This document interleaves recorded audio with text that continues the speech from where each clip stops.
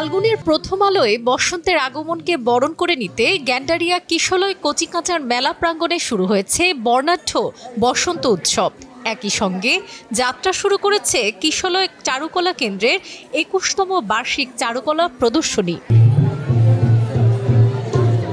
১৪ ফেব্রুয়ারি শুক্রবার বসন্তের আবাহনের সঙ্গে উৎসবের আনুষ্ঠানিক সূচনা হয়। এ আয়োজন ২২ ফেব্রুয়ারি পর্যন্ত চলবে।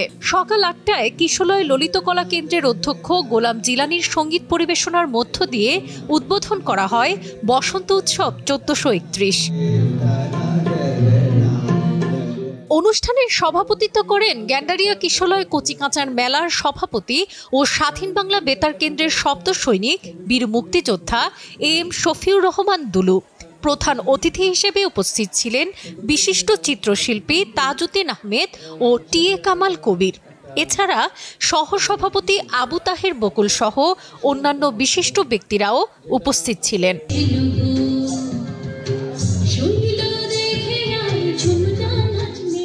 সকাল ১০টায় চারুকলা প্রদর্শনীর উদ্বোধন করেন তাজউদ্দিন আহমেদ ও টি.এ. কামাল কবির। কিশলয় কচিকাঁচার মেলার সাধারণ সম্পাদক নুসরাত ইয়াসমিন রুম্পার সঞ্চালনায় আয়োজনটি প্রাণবন্ত হয়ে ওঠে। বসন্ত উৎসবের গ্রন্থনা ও পরিচালনার দায়িত্ব পালন করেছেন অধ্যক্ষ গোলাম জিলানি।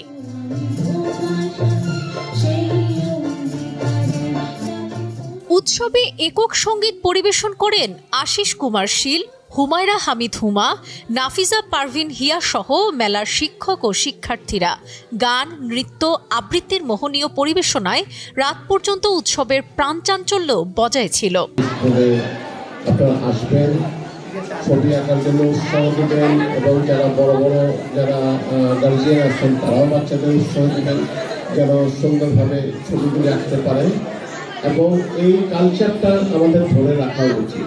গ্যান্ডারিয়া কিশলয় কচিকাঁচার মেলা প্রাঙ্গণে প্রদর্শনটি ১৪ থেকে ২২ ফেব্রুয়ারি বিকাল ৩টা থেকে রাত ৮টা এবং শুক্র ও শনিবার সকাল ১০টা থেকে রাত ৮টা পর্যন্ত চলবে।